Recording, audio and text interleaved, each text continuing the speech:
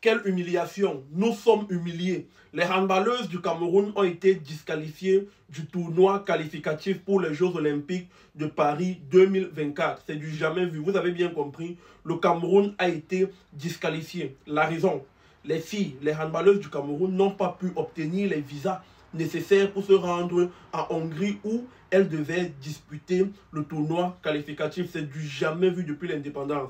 Quand j'ai vu cette information, je me suis posé, premièrement, j'ai eu très honte en tant que Camerounais. Et deuxièmement, je me suis demandé où est passé le ministère des Sports de notre pays. Je me suis souvenu avoir vu ce ministère quand il s'agissait du football, même pas du football, quand il s'agissait des Lions indomptables, quand il s'agissait surtout de taper sur la FECAFOOT, de taper sur Samuel Eto'o. S'il vous plaît, nous sommes un pays sérieux, et d'un pays sérieux, ou bien pour l'image d'un pays sérieux comme le Cameroun, ce genre de choses ne devrait pas exister, ce genre de choses ne devrait pas arriver. Comment des filles qui savent, donc comment un ministère qui sait que son équipe de handball, son équipe féminine de handball doit disputer un tournoi en Hongrie depuis plusieurs mois, ne s'est pas assuré d'obtenir des visas ou bien ne s'est pas assuré de faire le nécessaire pour permettre à ces filles, ces valeureuses lions de se rendre en Hongrie pour disputer ce tournoi. Moi, je ne comprends pas. Depuis plusieurs mois, nous sommes seulement en train de parler des histoires du football, des histoires de la FECAFOOT. Au final, dites-nous si le ministère des Sports est le ministère des Sports vraiment pour tous les secteurs du sport, ou bien le ministère des Sports est désormais le ministère du football, ou le ministère des Lions indomptables, ou bien le ministère anti-Samuel Eto'o. Parce que oui, là on se rend compte que au Cameroun, il y a plusieurs problèmes. Dans le secteur du sport, il y a plusieurs problèmes. Mais on fait abstraction de ces problèmes pour se concentrer sur le cas Samuel Eto'o pour un règlement de compte. Si c'est ça, si c'est le cas, dites-nous. Parce que ça ressemble à de l'acharnement.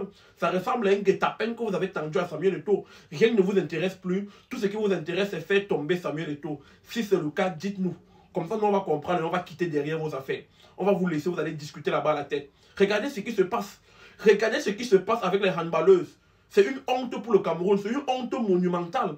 C'est du jamais vu depuis l'indépendance. Vous avez déjà vu quel pays dont le visa pour des handballeuses professionnelles, ce n'est pas pour l'équipe du quartier, c'est l'équipe qui représente un pays. Donc laissez d'abord un peu le football, laissez Samuel Eto'o, il va organiser le football et organiser le handball.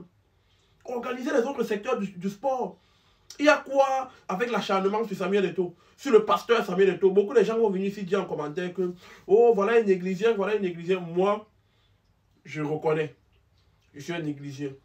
Je suis le guide. Je suis le guide. Je follow le guide Samuel Eto'o. C'est un homme qui a un projet pour le football du Cameroun. Même s'il y a des couacs, même si ça ne va pas bien, même si ça titube un peu, laissez Samuel Eto'o travailler dans un environnement là où règne de la sérénité. Parce que quand il ne règne pas de la sérénité dans un environnement, Samuel Eto'o ne peut pas bien travailler.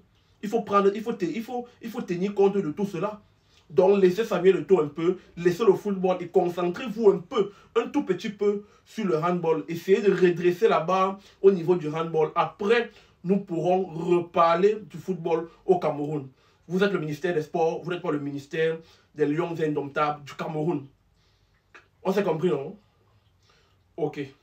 Si tu veux te lancer dans l'immobilier en Allemagne et tu prévois financer l'achat de ton immobilier avec plusieurs autres personnes, d'autres partenaires ou tout simplement ton mari ou ta femme, c'est possible. Les étapes à suivre te seront données le 27 avril du côté de Berlin lors de la deuxième conférence immobilière. La deuxième conférence immobilière en Allemagne aura lieu le 27 avril et elle sera complètement gratuite. Je répète, complètement gratuite.